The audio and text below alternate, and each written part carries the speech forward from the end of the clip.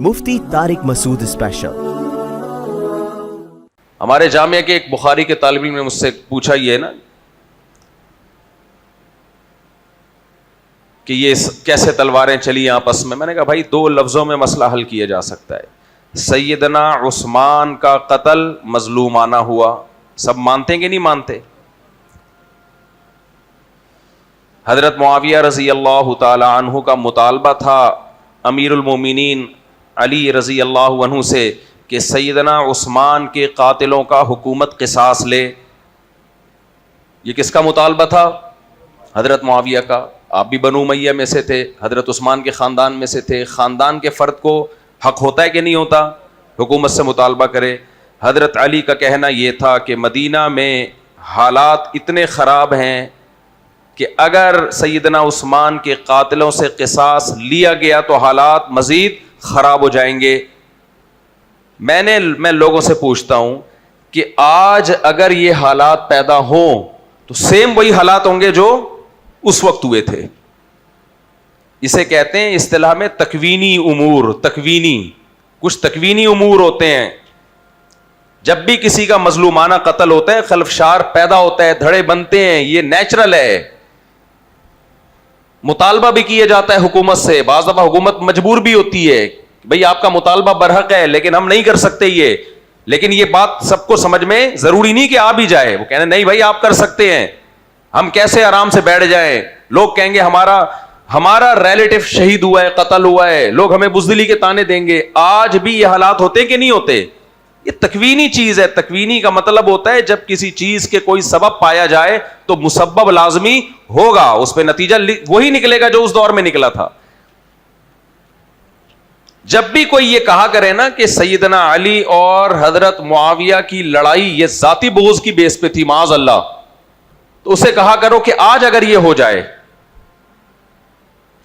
ہو جائے اور دونوں طرف نیک لوگ ہوں تو کیا ان میں اختلاف ہوگا کہ نہیں ہوگا؟ سیم حالات اگر آج ہو جائیں، کوئی بڑے عہدے پہ کوئی شخص ہو، اس کا مظلومانہ قتل ہو جائے اور حکومت قاتلوں سے قصاص نہ لے رہی ہو،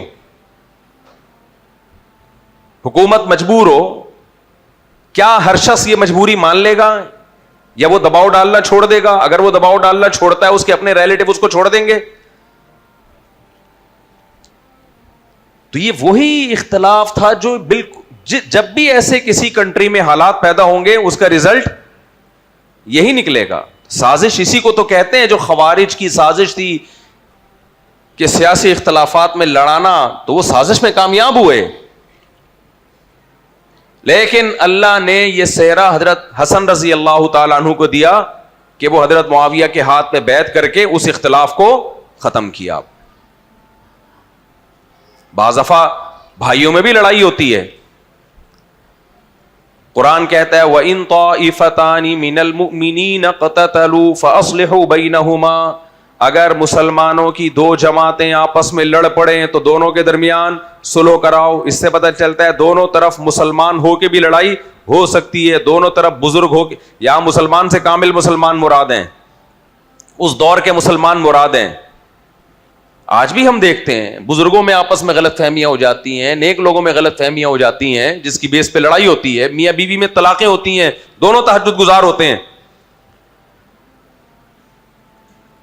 تو قرآن کہہ رہا ہے اگر دو فریق مسلمانوں کے آپس میں لڑ پڑیں تو دونوں کے درمیان بولو صلح کراؤ۔ فَإِن بَغَتْ إِحْدَاهُمَا عَلَى الْأُخْرَى، پھر ایک اگر باغی ہے تو فَقَاتِلُوا الَّتِي تَبْغِي، تو جو باغی ہے اس کے خلاف لڑو پھر۔ اور آگے قرآن کہتا ہے إِنَّمَا الْمُؤْمِنُونَ إِخْوَةٌ، مسلمان آپس میں بھائی ہیں، فَأَصْلِحُوا بَيْنَ أَخَوَيْكُمْ، دونوں جماعتوں میں صلح کراؤ بھائیوں میں۔ تو بھائیوں کا مصداق سب سے پہلے کون ہے؟ صحابہ کرام۔ کیوں؟ قرآن کہتا ہے اشداء علی الکفار رحماء بینہم، یہ آپس میں کیا ہیں؟ رحماء ہیں۔ تو جب وہ بھی بھائی نہیں ہے تو میں اور آپ کس کھیت کی مولی ہو گئے بھائی؟ میرے اور آپ کے آپس میں لڑنے سے ہم میں سے کوئی منافق نہیں ہوتا، اور وہ ہستیاں اگر ان کا سیاسی اختلاف ہوا ہے، اس بیس پہ ان کی لڑائی ہوئی ہے، تو معاذ اللہ ان میں ایک فریق منافق ہو گیا۔ بے شرمی کی بات ہے یا نہیں ہے؟ دنیا میں یاد رکھو سب سے زیادہ امپورٹنٹ چیز پتہ ہے کیا ہے؟ شرم اور حیا اور غیرت. یہ جب ختم ہو جائے نا تو پھر انسان کسی کام کا نہیں ہے, پھر کسی کام کا نہیں ہے. سیدنا معاویہ, لوگ کہتے ہیں کہ یہ اہل سنت والجماعت حضرت معاویہ کے فضائل بہت بتاتے ہیں. اہل سنت والجماعت کا عقیدہ ہے کہ سیدنا علی کا مقام حضرت معاویہ سے زیادہ نہیں بلکہ بہت زیادہ ہے. پھر بھی ہم حضرت معاویہ کے فضائل اس لیے سناتے ہیں کہ تم تیروں کا نشانہ کس کو بناتے ہو؟ سیدنا معاویہ کو بناتے ہو. باقی ہمارا عقیدہ کتابوں میں لکھا ہے 2 اور 2 4 کی طرح, اس میں کوئی کنفیوژن نہیں ہے. تم برا بلا کہنا چھوڑ دو, ہم دفاع کرنا چھوڑ دیں گے. کبھی تم سیدنا عمر کو برا بلا کہتے ہو, کبھی تم سیدنا عثمان کو برا بلا کہتے ہو, بچا کیا ہے تمہارے پاس؟ تو قرآن کے الفاظ ہے وَإِن طَائِفَتَانِ مِنَ الْمُؤْمِنِينَ اقْتَتَلُوا, مسلمانوں کی دونوں جماعتیں آپس میں لڑ پڑیں تو کیا کرواؤ ان کے درمیان؟ سلو. توجہ ہے نا آپ لوگوں کی؟ دیکھو اختلاف کی 2 قسمیں ہوتی ہیں, ایک حق اور باطل کا اختلاف اور ایک اجتہادی اختلاف. ایک اختلاف حق اور باطل کا اور ایک اجتہادی. اکثر میں نے بیانات میں ایک حدیث سنائی ہے, نبی کریم صلی اللہ علیہ وسلم نے, بخاری مسلم کی حدیث ہے, نبی کریم صلی اللہ علیہ وسلم نے صحابہ کی ایک جماعت بھیجی کہ جب تک بنو قریظہ نہ پہنچ جاؤ عصر کی نماز نہیں پڑھنا, ہے نا صحیح حدیث ہے. راستے میں عصر کی نماز قضا ہونے لگی. بعض صحابہ نے کہا بھائی نبی نے تو فرمایا ہے کہ بنو قریظہ پہنچنے سے پہلے عصر نہیں پڑھنی ہے, لہذا ہم نہیں پڑھیں گے, نماز قضا کریں گے. دوسرے صحابہ نے کہا بھائی نبی کا مطلب یہ تھوڑی تھا کہ قضا ہی کر دو, نبی کے کوئی عالم الغیب تو نہیں ہے کہ ان کو یہ پتا ہو کہ قضا ہو جائے گی, تو احتیاطاً کہہ دیا تھا. جیسے ہم کہتے ہیں نا بھائی مقام پہ پہنچ کے نماز پڑھنا, راستے میں نہ پڑھنا. اب دونوں صحابہ کا مقصد, بھائی اوپر بچوں کو خاموش کرائیں, دونوں جماعتوں کا مقصد نبی کو فالو کرنا. حدیث سمجھنے میں دونوں کی رائے الگ الگ, دونوں اپنی اپنی فہم کے مطابق حدیث سمجھ رہے ہیں. لہذا ایک نے نماز پڑھی اور ایک نے نماز چھوڑ دی. جس نے نماز چھوڑی اس کو کوئی برا بلا کہہ سکتا ہے اس فریق کو؟ کیوں؟ وہ سستی میں نہیں چھوڑی ہے, وہ حدیث کا مطلب ہی یہ سمجھ رہے تھے کہ بھائی چھوڑ دو. اور جنہوں نے پڑھی ان کو حدیث کے مخالف کہا جا سکتا ہے کہ بھائی نبی تو کہہ رہے ہیں کہ مت پڑھو اور یہ پڑھ رہے ہیں. وہ کہیں گے بھائی نبی تو کہہ رہے ہیں لیکن ہمارا مقصد نبی کی اتباع ہی ہے. جو قرآن ہمیں دیا وہ بھی نبی نے دیا, جس میں کہ عصر کی نماز کی حفاظت کرو. اب یہ مسئلہ حل ہو سکتا ہے قیامت تک؟ نہیں ہو سکتا. لہذا یہاں اختلاف ہونا تکوینی امر ہے. تکوینی سمجھ میں آ رہا ہے کہ نہیں آ رہا؟ تکوینی کیا مطلب؟ چولہے کے اوپر جب دودھ رکھو گے تو گرم ہوگا, یہ تکوینی امر ہے. اس طرح کے اختلافات تکوینی ہیں, یہ ہوں گے لازمی, یہ ناممکن ہے کہ اس سے بچنا. جب دوسری شادی کی بات کرو گے چماٹے پڑیں گے, تکوینی ہے, تکوینی. اب سمجھ میں آ گیا. چولہا بھی سمجھ میں نہیں آ رہا تھا, دودھ بھی گرم کر کے دکھا دیا میں نے, پانی ابال کے دکھا دیا, میں سمجھ میں نہیں آیا. اب مثال دی فوراً سمجھ میں آ گیا. کچھ چیزیں تکوینی ہوتی ہیں میرے بھائی, یہ ہوگے رہیں گی. جب یہ ہوگا تو یہ ہوگا, قدرت کا نظام ہے. بیماریاں بھی آئیں گی, اختلافات بھی ہوں گے, اس سے بچنا ممکن ہی نہیں ہے. یہ دنیا ہے بھائی, امتحان کی جگہ ہے. یہ جنت تھوڑی ہے. جنت میں قرآن کہتا ہے کہ کوئی لڑائی جھگڑا پڈا نہیں. وَنَزَعْنَا مَا فِي صُدُورِهِم مِّن غِلٍّ إِخْوَانًا عَلَىٰ سُرُرٍ مُتَقَابِلِينَ. حضرت علی نے یہ آیتیں پڑھی ہیں سیدنا معاویہ اور ان لوگوں کے بارے میں کہ ہم ان لوگوں میں شامل ہیں جن کے بارے میں قرآن کہتا ہے کہ ہم ان کے دلوں میں جو کچھ پیدا ہوا تھا نا, غل, اختلاف, وہ نکال دیں گے. جنتیوں کے بارے میں قرآن کہہ رہا ہے کہ دنیا میں ان کے دلوں میں جو اختلاف پیدا ہوا تھا ہم کیا کر دیں گے؟ نکال دیں گے. اس کا مطلب جنتی دنیا میں لڑ سکتے ہیں, آپس میں اختلاف بھی ہو سکتا ہے. تبھی تو اللہ کہہ رہے ہیں میری نعمت کہ دنیا میں جو تمہارے درمیان نفرتیں تھیں یا لڑائیاں تھیں جنت میں ختم کر دوں گا. تو اگر لڑنے والے سارے جہنمی ہوتے تو اللہ کہتے دنیا میں جو تمہارے درمیان اختلاف تھا تو تم سب کو جہنم میں ڈالوں گا. اختلاف تھا کیوں تمہارے درمیان؟ نہیں آ رہی میرے خیال ہے بات, نہیں آ رہی سمجھ. اس سے پتہ چلتا ہے کہ 4 شادیوں والا داماد بھی جائے گا اور سسرال بھی جائے گا, حالانکہ دونوں آپس میں کیا ہو رہے ہوتے ہیں؟ لڑ رہے ہوتے ہیں. یہ تکوینی ہے. وہ لڑ رہے ہیں ٹھیک لڑ رہے ہیں, تم نے کیوں کی, اور یہ لڑ رہا ہے ٹھیک لڑ رہا ہے, کیوں نہیں کی, کروں بھائی, پھر موضوع چینج ہو جائے گا, رہنے دیں, اس کے بغیر تو گزارا نہیں ہے بھائی, کیسے ہو سکتا ہے, لڑو بھلے مر جاؤ لیکن کرو, یہ نہیں ہو سکتا. وہی بات ہے, اب پھر وہ تمہارے لیول سے اوپر کی باتیں شروع کر دیتا ہوں میں بھول جاتا ہوں اصل میں. خیر, تو صحابہ کرام کے درمیان اگر سیاسی اختلافات ہوئے ہیں تو میں وہ حدیث پیش کی نا میں نے کہ بنو قریظہ کے بارے میں نبی نے فرمایا وہاں پہنچے بغیر عصر کی نماز مت پڑھو, تو صحابہ کے رائے میں اختلاف ہوا. اب سمجھو مجتہدین, امام ابو حنیفہ, امام شافعی, امام مالک, امام احمد بن حنبل, یہ 4 مشہور مجتہد ہیں, ان کے درمیان جو اختلاف ہوتا ہے وہ بھی اسی نوعیت کا ہے. ایک حدیث کو لے رہے ہوتے ہیں, دوسری حدیث میں تعویل, دوسری اس حدیث کو لے رہے ہیں, اس حدیث میں تعویل. مقصد سب کا کیا ہوتا ہے, قرآن و سنت کو فالو کرنا. تو صحابہ میں بھی اختلاف ہوا ہے. صحابہ میں بعض ایسے تھے 3 رکعت وتر پڑھتے تھے, بعض ایسے تھے 1 رکعت, دونوں اپنے اپنے دلائل دیتے تھے, دونوں کے پاس اپنے اپنے دلائل تھے. کسی نے حضرت عمر کا ریفرنس دیا ایک تابعی کو کہ وہ 1 رکعت 2 رکعت کے بعد سلام پھیرتے ہیں, پھر 1 رکعت الگ پڑھتے ہیں. دوسرے نے ریفرنس دے دیا حضرت عمر نے تو ایسا نہیں کیا, وہ تو 2 رکعت کے بعد بیٹھتے تھے, سلام پھیرے بغیر کھڑے ہو جاتے تھے. دونوں چاہ رہے ہیں کہ وتر سنت کے مطابق پڑھیں, لیکن سنت کو ایکسپلین کرنے میں باپ بیٹے کا اختلاف ہو رہا ہے. نہیں آئی سمجھ بات؟ عبداللہ بن عمر بیٹے ہیں کس کے, حضرت عمر کے. احناف نے وتر عبداللہ بن عمر سے لینے کے بجائے کس سے لیے, حضرت عمر سے لیے. اب یہاں اہل حدیث لوگ بولتے ہیں نبی سے کیوں نہیں لے رہے ڈائریکٹ. او بھائی جان, یہ دونوں بھی ڈائریکٹ نبی سے ہی لے رہے ہیں. نبی سے لینے میں فہم میں دونوں کا کیا ہو رہا ہے, اختلاف ہو رہا ہے. اہل حدیث تو فوراً ایک جملہ کہتے ہیں نبی سے لو نا.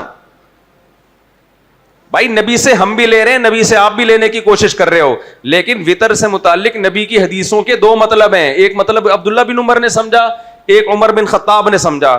احناف نے کس والے کن کی فہم کو ترجیح دے دی, عمر بن خطاب کی فہم کو. تو یہ فہم کا اختلاف ہوتا ہے, قرآن و سنت کا اختلاف نہیں ہوتا. تو اب سمجھو بات کو, ہمیں سیدنا علی اور معاویہ رضی اللہ عنہما کا جو اختلاف ہوا, پہلے تو اختلاف سمجھ میں آیا. اختلاف کیا تھا؟ اختلاف یہ تھا, سب کو پتہ ہے, کوئی ڈھکی چھپی بات نہیں ہے. حضرت معاویہ کی رائے یہ تھی کہ میں آپ کو اس وقت تک خلیفہ نہیں مانوں گا جب تک حضرت عثمان کے قاتلوں سے قصاص نہ لیا جائے.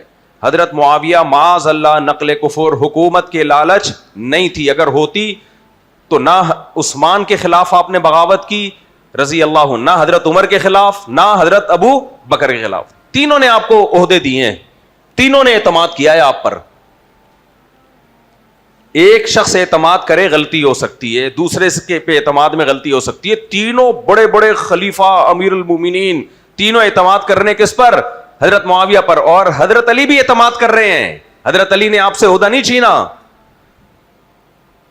حضرت علی جو حضرت معاویہ کے خلاف نکلے وہ اس بیس پہ نہیں کہ مجھے آپ کی گورنری پسند نہیں ہے, اس بیس پہ کہ عثمان کے قاتلوں سے قصاص فی الحال میرے بس میں نہیں ہے, لہذا بیعت پر مجبور کرنے کے لیے آپ بیعت ہوں.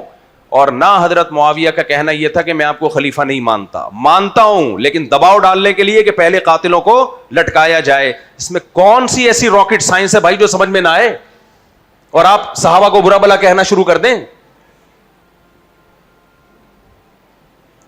آج اگر یہ ہو تو آج بھی یہی اختلاف ہوگا, کل اگر ہو تو کل بھی یہی اختلاف ہوگا. تو اب کیا ہے, اب سمجھو بات کو. صحابہ کے 3 جماعتیں بن گئیں, صحابہ کی 3 جماعتیں اس اختلاف میں. ایک طرف حضرت معاویہ جو شام کے امیر تھے, آپ کی رائے یہ تھی کہ بیعت نہیں ہوں گا جب تک قاتلوں سے قصاص نہ لیا جائے. دوسری جماعت سیدنا علی کی کہ تلوار کی طاقت سے بیعت پر مجبور کیا جائے. بات آ رہی ہے سمجھ میں؟ تیسری ایک جماعت صحابہ کی کہ ہم نے کسی جھگڑے میں نہیں پڑنا. یہ 3 دھڑے بن گئے, یعنی رائے کے اعتبار سے کہ ہم نے دونوں طرف چونکہ مسلمان ہیں, ہم کسی کی سائیڈ بولو نہیں ہے. ہماری نظر میں یہ تینوں صحابہ کی تینوں جماعتیں برحق تھیں. تینوں کا مقصد اللہ رسول کی اطاعت. جس نے قرآن کی جس آیت اور حدیث کا جو مطلب سمجھا اس مطلب کے مطابق اس نے عمل کی کوشش کی. باقی مجتہدین کا بعد والے مجتہدین کا کیا فیصلہ ہے؟ دیکھو اجتہادی اختلاف میں بعد کے لوگ ترجیح دیتے ہیں نا کہ درست رائے ان کی ہے, لیکن دوسرے کی رائے اجتہادی غلطی پر مبنی ہے, کسی خواہش نفس کی بیس پہ غلطی نہیں ہے. مثال کے طور پر امام ابو حنیفہ رحمہ اللہ تعالیٰ کی رائے یہ ہے کہ سفر میں 2 نمازیں اکٹھی پڑھ سکتے ہیں, لیکن کیسے؟ ظہر کو عصر کے قریب, عصر کو اول وقت میں. امام شافعی کی رائے یہ ہے کہ نہیں, ظہر کے ساتھ ہی عصر پڑھ سکتے ہیں. لیکن امام شافعی سے جب پوچھا جائے کس کی رائے صحیح ہے, امام شافعی کیا کہیں گے؟ میری رائے زیادہ صحیح ہے. یہی کہیں گے نا. اگر امام حنیفہ زندہ ہو کے آئیں, ہم ان سے کہیں کہ امام شافعی کی رائے زیادہ صحیح ہے یا آپ کی, وہ کیا کہیں گے؟ میری رائے زیادہ صحیح ہے. کیا خیال ہے؟ لیکن ہم ان سے اگر کہیں کہ امام شافعی کی رائے جب غلط ہے تو کیا وہ گمراہ تھے؟ وہ کہیں گے نہیں بھائی گمراہ نہیں تھے, دلائل سے انہوں نے جو سمجھا اس کے حساب سے فیصلہ کر دیا. آج آپ ہم سے پوچھیں گے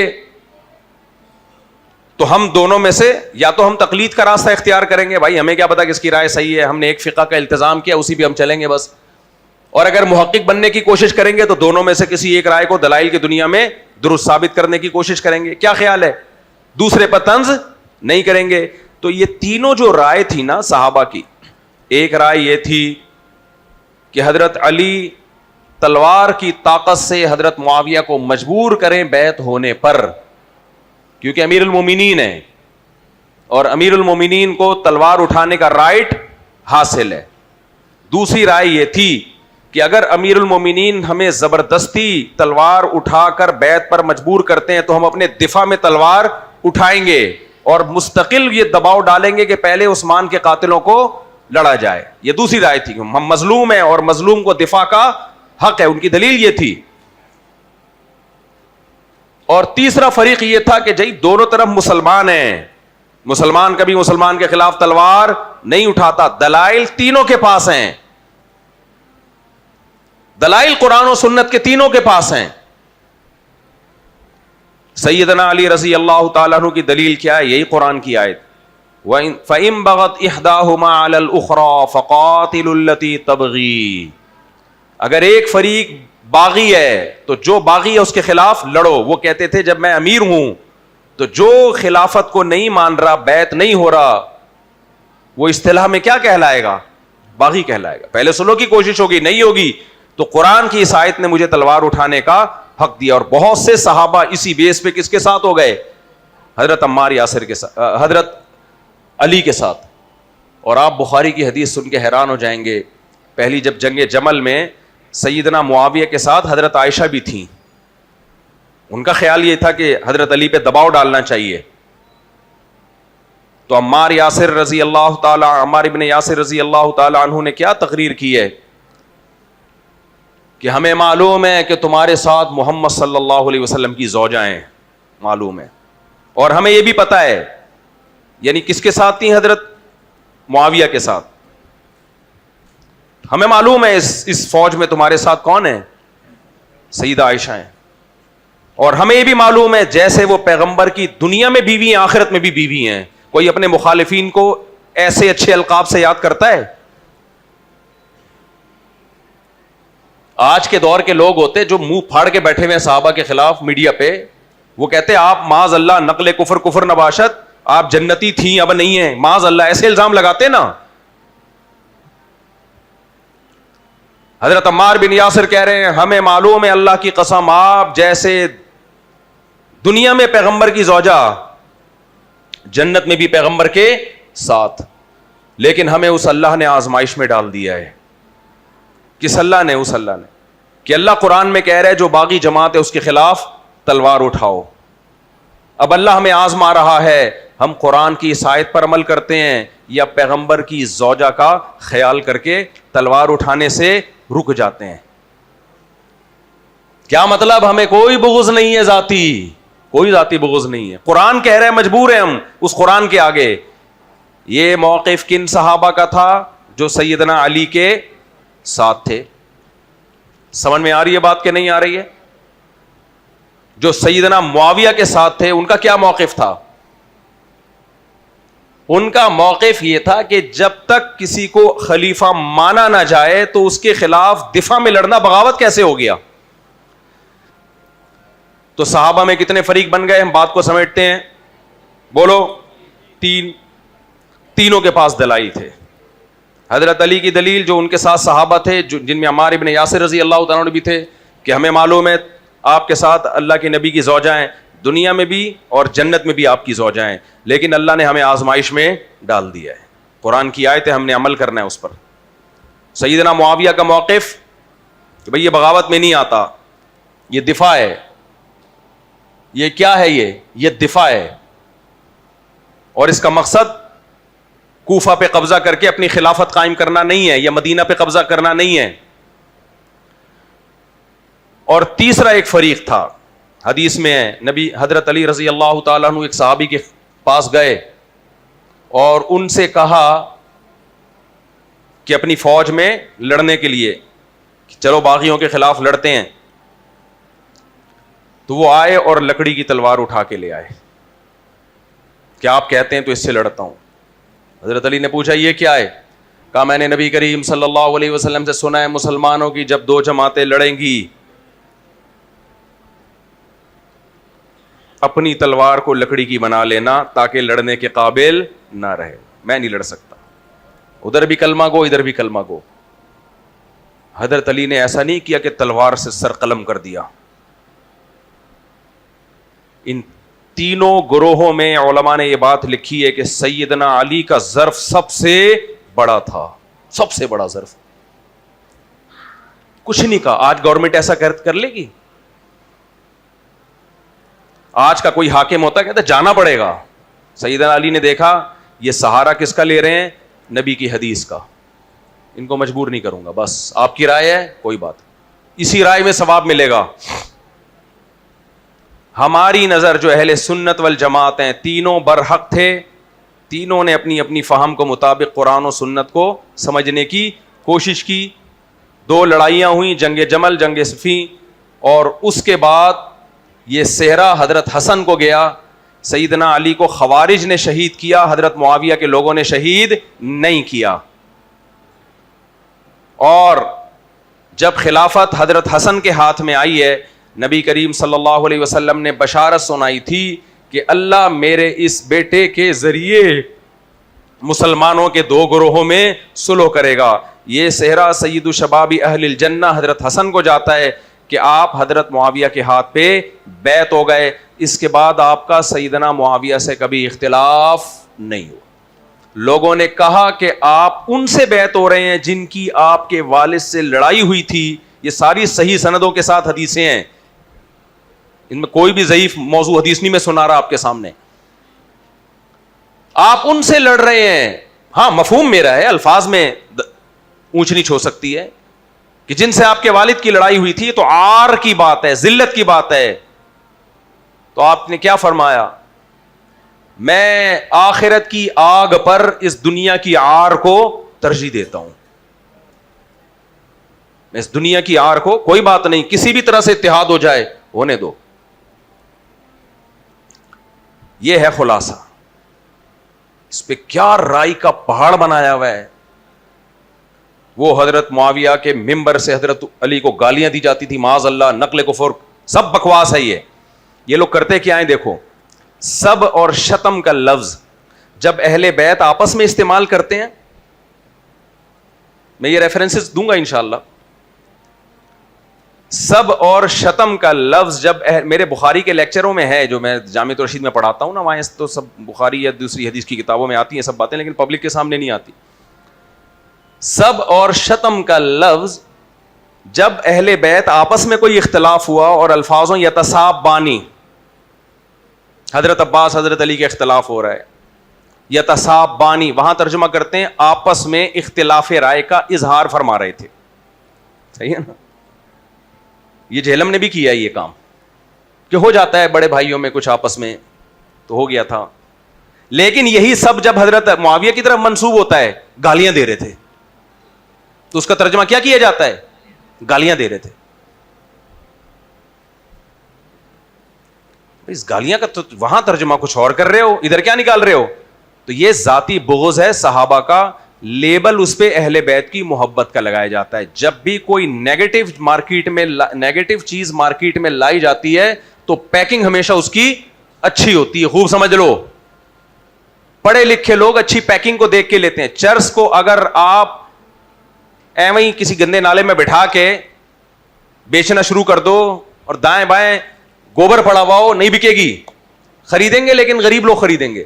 وہی چرس آپ بہترین خوبصورت پیکنگ میں, چمک پٹی میں, اور بیچنے والے 3 پیس سوٹ اور ٹائی میں, اور پینے والے بھی 3 پیس سوٹ اور ٹائی میں, اور ڈیفینس کے بڑے بڑے ہوٹلوں میں بڑی تمیز سے بک رہی ہو سکتا ہے انڈا موڑ سے بھی آدھی آبادی پہنچ جائے. یار کوئی پتہ نہیں حج کر کے آئے ہیں اور چرس بانٹ رہے ہیں.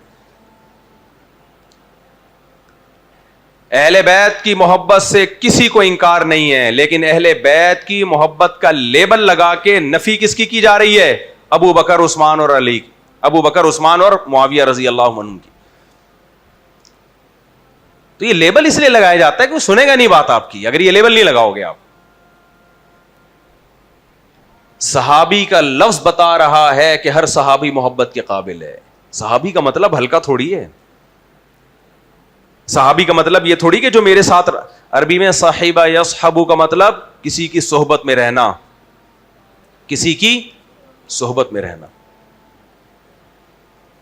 تھوڑا سا انسان کوئی مشہور ہو جاتا ہے, لوگ کتنا فخر کرتے ہیں میں فلاں کے ساتھ رہا ہوں, فلاں سے مل کے آیا ہوں, اپنی آنکھوں سے دیکھا ہے.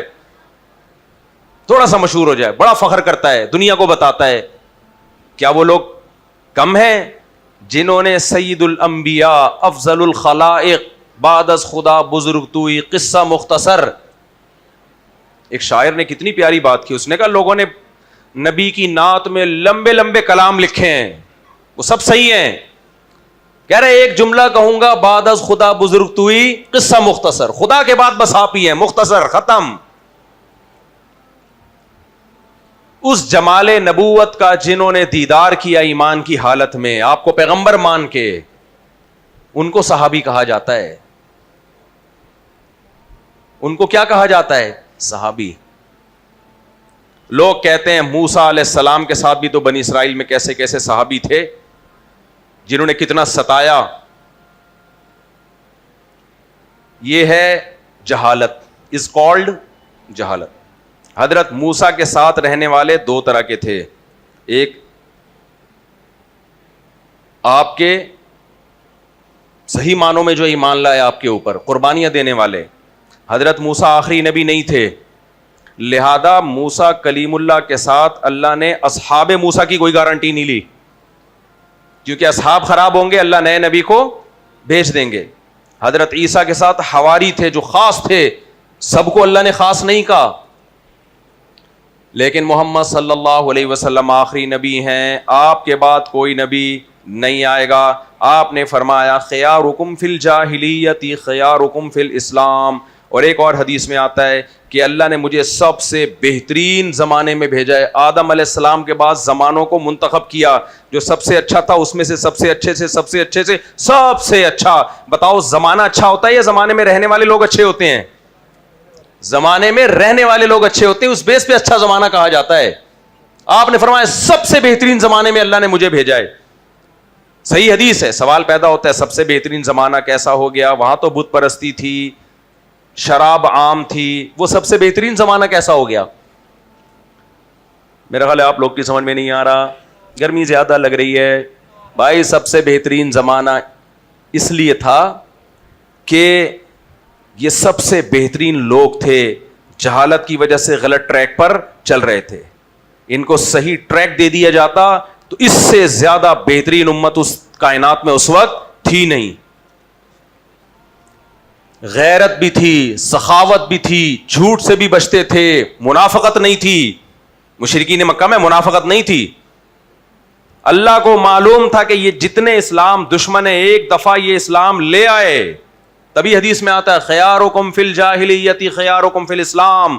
جاہلیت میں جو ٹاپ پہ تھے اسلام لانے کے بعد وہی ٹاپ پر ہیں.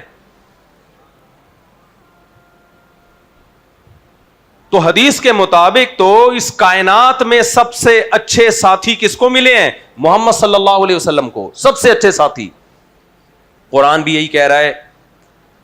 دیکھو پچھلی کتابوں میں اگلے پیغمبر کی خوشخبریاں ہوتی ہیں، پچھلی کتابوں میں اگلے پیغمبر کی خوشخبریاں، لیکن کمال کی بات یہ ہے کہ تورات اور انجیل میں اگلے پیغمبر کے ساتھ ان کے ساتھیوں کی بھی خوشخبریاں ہیں۔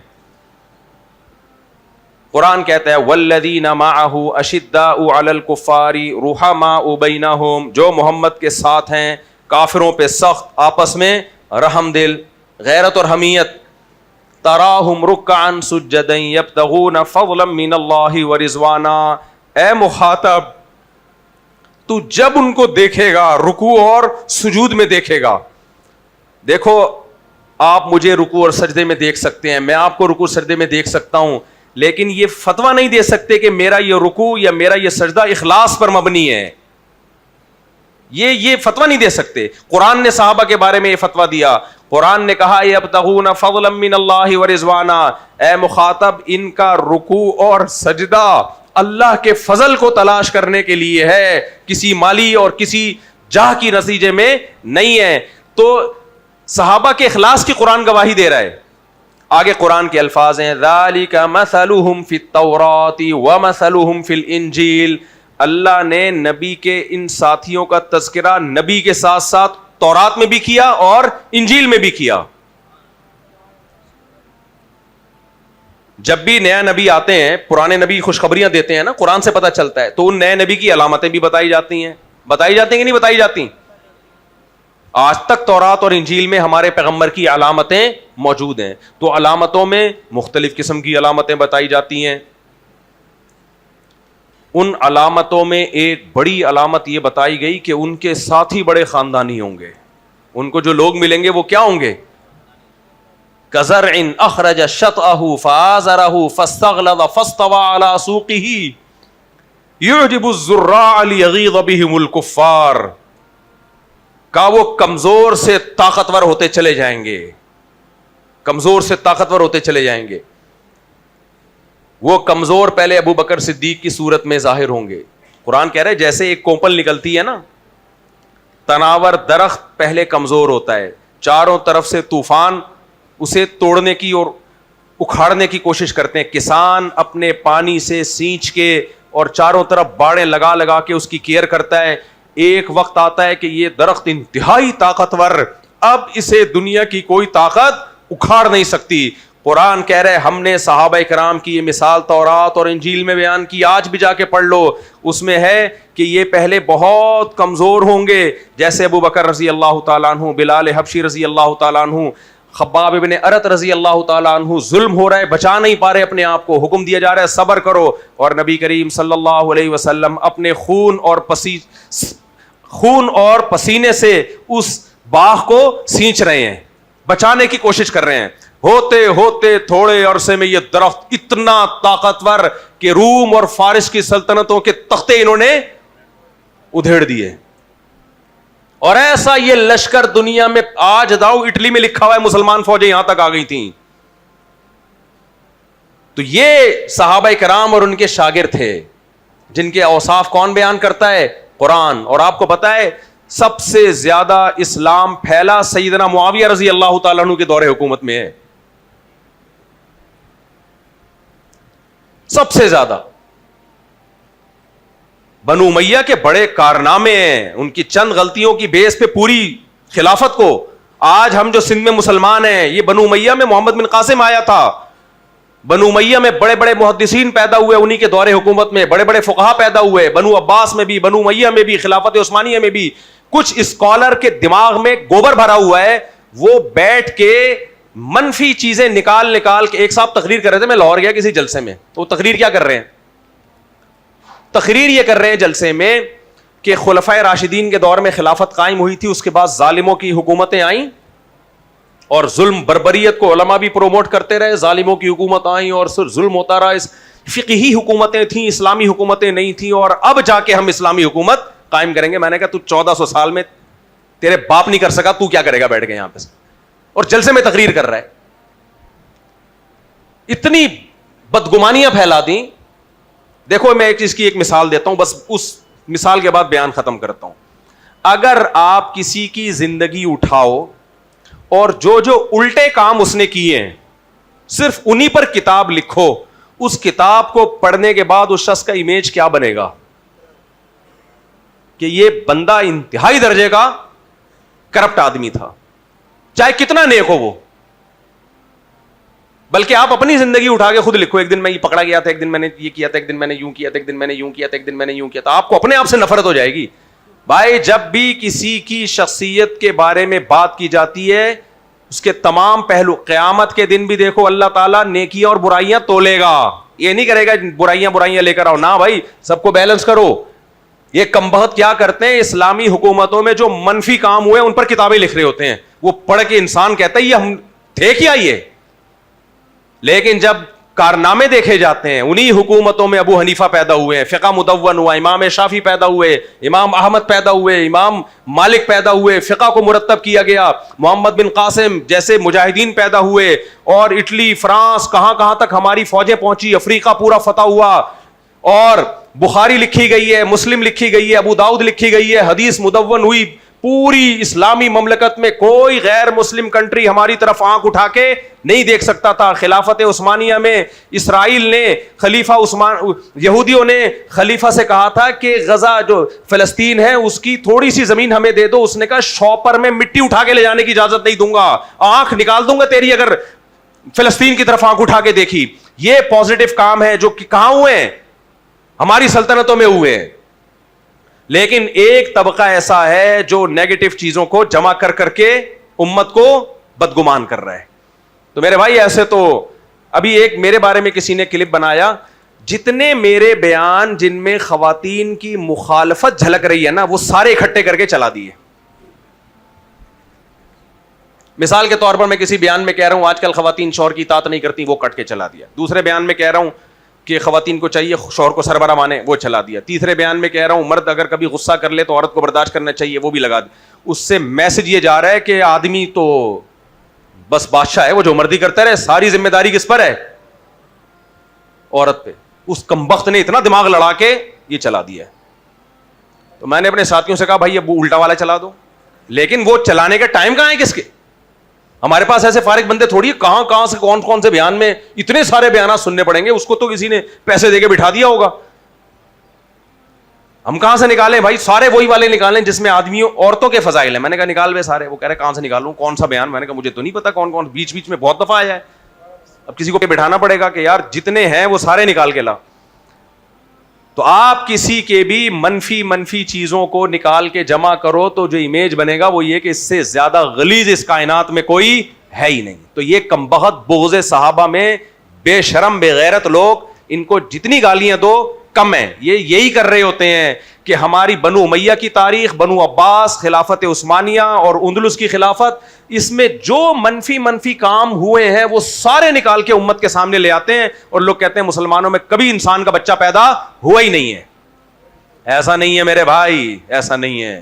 ہمارا ایک شاندار ماضی ہے, سائنس میں بھی ہم آگے تھے, اسلام میں بھی ہم آگے تھے. ہر تعلیم میں انگریزوں نے 400 سال ہماری یونیورسٹیوں میں جا کے پڑھا ہے. یورپ میں جو 500 سال پہلے انقلاب آیا ہے نا سائنس کا, یہ ہماری مرہون منت ہے. وہ کہتے ہیں کمبختوں تمہیں آتا واتا کچھ نہیں ہے, تم بیٹھ کے کبھی کہتے ہو زمین چپٹی ہے, کبھی کہتے ہو یہ ہے زمین. مسلمانوں کو دیکھو کہاں سے کہاں پہنچ گئے وہ, تبھی تو مذہب سے بغاوت ہوئی ہے. ایک مسلمانوں اسکالرز ہیں, ایک تم لوگ ہو. 500 سال ہماری یونیورسٹی میں پڑھے یہ لوگ. اور ایک انگریز کا قول ہے, ایک انگریز نے کہا ہے کہ اگر مسلم سائنٹسٹ نہ ہوتے تو آج جو ہم ترقی ہے کم سے کم 500 سال ہمیں لگتے ہیں یہاں پہنچنے میں.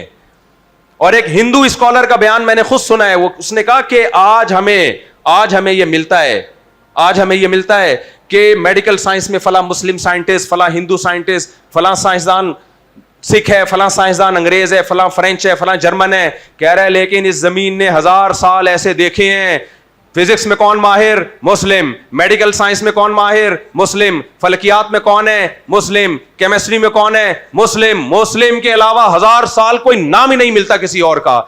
یہ بھی ہمارے شاندار کارنامے ہیں. لیکن ایک بدبودار غلیظ طبقہ ایسا ہے جو آپ کے سامنے اسلامی حکومتوں کا اور اسلامک اسکالرز کا ہمیشہ منفی اور نیگیٹو پہلو سامنے لے کر آئے گا, جس سے ایسے لگتا ہے مسلمانوں نے ڈھنگ کا کام کبھی اس کائنات میں کیا ہی نہیں ہے, اور پھر وہ کہتے ہیں اب ہم اصلاح کریں گے. 1400 سال سے کم وقت کوئی نہیں کر سکا, تو اب کہاں سے؟ ایک صاحب کہہ لیں اب ہم اسلامی حکومت لے کر آئیں گے. میں نے کہا بس کر دے, تو پتہ نہیں کیا لے کر آئے گا. تو یہ نہیں ہے میرے بھائی, ہمارا شاندار ماضی ہے, وی آر مسلم. سمجھ میں آ رہی ہے بات؟ ہم ایک مذہب کو فالو کرتے ہیں, زندہ جاگتا مذہب ہے. کچھ لوگ غلط بھی ہیں, جنہوں نے ظلم بھی کیا, تو ہر سوسائٹی میں ہوتے ہیں. اور اب جو ہمارے حالات خراب چل رہے ہیں ہماری وجہ سے نہیں, تو ان کمبختوں کی وجہ سے. یہ ہمیں جینے کہاں دیتے ہیں؟ یہ جو بیرونی طاقتیں ہیں, ہمارے پاس جو وسائل ہیں وہ ہمارے قبضے میں ہی نہیں ہے, تو یہ ہمیں تھوڑی پنپنے دے رہے ہیں, ہمیں نہیں پنپنے. تو یہ ہماری کوتاہیاں نہیں ہیں, ہمارے ملک میں کوئی پنپنے نہیں دیتے یہ لوگ. اس پہ زیادہ میں بات نہیں کر سکتا, بہت لمبی ایک نئی تقریر شروع ہو جائے گی. ہمیں خود معیشت کے ماہرین نے بتائی ہے یہ بات کہ پاکستان کے پاس جو وسائل ہیں, بہت کچھ پابندیاں ہیں ہمارے اوپر, یہ کبھی نہیں پنپنے دیتے ہمیں. تو یہ صرف اپنے لیے اچھے ہیں, ہمارے لیے بالکل بھی اچھے نہیں ہیں, اس لیے کہ دنیا میں جو کمزور ہوتا ہے اسے جینے کا حق نہیں ہوتا. تو اس لیے میرے بھائی ہمارا ماضی اتنا برا نہیں ہے. ہمارے صحابہ بہت اچھے, ہمارے تابعین بہت اچھے, ہمارے چاروں امام ابو حنیفہ, مالک, شافعی, احمد بن حنبل بہت اچھے, ہمارے امام بخاری بہت اچھے, امام مسلم بہت اچھے, امام ابو داؤد بہت اچھے, ہماری حکومتیں بنو امیہ بہت اچھے, بنو عباس بہت اچھے, خلافت عثمانیہ خاندانی, اندلس کی خلافت خاندانی, سارے اچھے تھے. بیچ میں کچھ گڑبڑ بھی ہوتی رہی ہے, وہ تو آپ کے گھر میں بھی ہوتی ہے میرا خیال. ایک صاحب مجھے کہنے لگے میرے 4-6 بچے ہیں, ایک بچہ بڑا نالائق ہے. میں نے کہا 6 میں ایک نالائق ہونا تکوینی امر ہے. یہ کیا ہے؟ تکوینی ہے. یہ تکوینی ہے, یہ ہوگا, ایسا نہیں ہو سکتا کہ 6 کے 6 ہی اچھے نکل جائیں. یہ نہیں, ایک آدھ آڑا ترشا ہوتا ہے. اللہ عمل کی توفیق عطا فرمائے.